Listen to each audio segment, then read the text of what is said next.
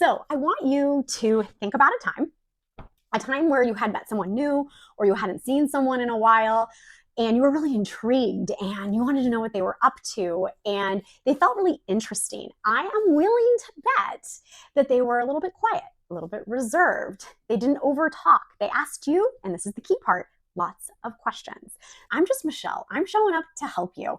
I am not a video production company. I don't own a media company. This is just the best advice that I can give you. So the fastest way for me to get that to you is not to mess around with fancy video production because I'm not a media company, but to pre-write what I want to say and then share it with you. So I hope you like that style. We are going through the 48 laws of power, and I am picking some of my favorite that absolutely apply to your sales success.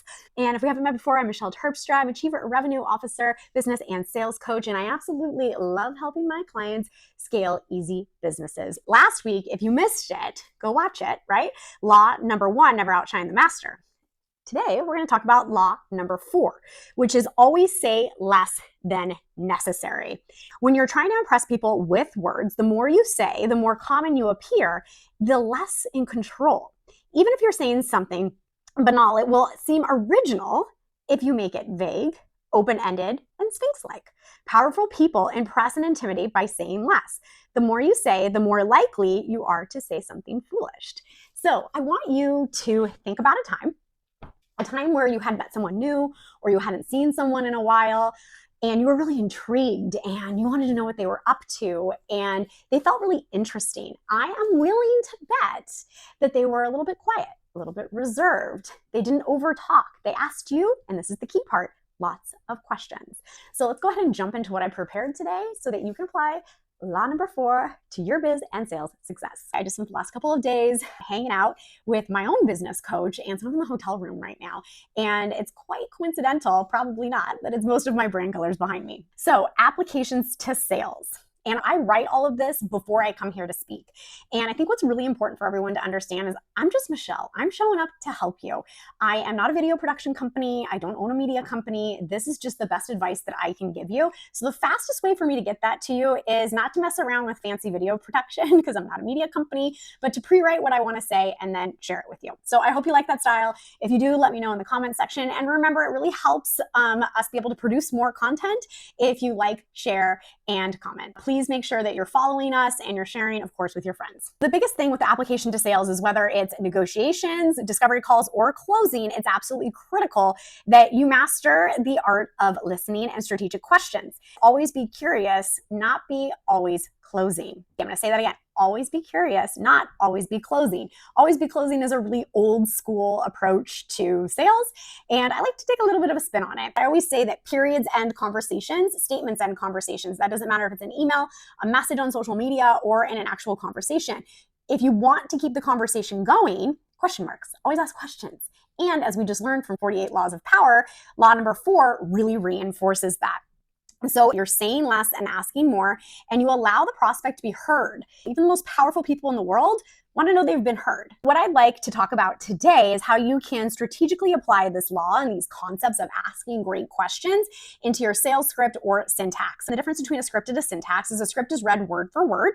A syntax is guidelines. I prefer syntaxes over scripts, but it depends really on the sales process you're in. Is it the SDR, the BDR, is the closer, what you're selling, all of the things, right? So syntax gives guidelines for what to say, and it orders the sales conversation so that you can strategically ask the right questions at the right time. But it allows for some fluidity so that you can expand and ask different types of questions, dig into someone's specific problems a little bit differently, uniquely, and I think personally with power. Number 1, replace statements with questions. Review your script and highlight areas. So I'll say script, right? But if it's your syntax, whatever it is, just go with it, guys. Okay? Review your script and highlight areas where you're making declarative statements. Convert them into open-ended questions that encourage the prospect to share more. For example, instead of saying, our product is the best fit for companies like yours, ask what qualities do you look for when selecting a partner. Number 2 is limit descriptions and product features. Ensure that every feature and benefit mentioned directly ties into a specific problem or need the prospect has expressed. Remove any details that don't add immediate value to the conversation. If a point isn't necessary, cut it. Remember, say less. 3, use strategic pausing in key moments. People who are comfortable in silence are extremely powerful and confident and attract attract a lot, okay? And that's what you want in the sales world, right? After a powerful question, stay silent and let the prospect fill the space. Use silence to your advantage. This pause technique is especially effective during pricing discussions or when handling objections. Number 4 is end every statement with a question, similar to what we were talking about before, but a little bit more specific, okay? Never let a conversation or email end in a definitive note. Use question marks to keep the conversation flowing. For example, instead of saying, let me know if you have any questions, hate that one. Try, which part of this would you like to dive deeper into? Super powerful. Oh, I love that one. All right. And number 5 is eliminate filler words. Review your scripts for overuses filler words like basically or just or honestly and to be frank. Now, I'm going to put a little caveat here. I think that sometimes people try to make, when they're writing scripts, as casual and relatable as possible. So just remove them all and then make sure you're recording your sales calls as much as possible. And you'll be able to identify those filler words and you'll know where to stop. Because even if it's not in the script or syntax, you might be adding it inadvertently. The reason why is that these weaken your messaging and diminish your authority. And they're super, super distracting. And someone who's distracted by filler words isn't going to listen to what's most important.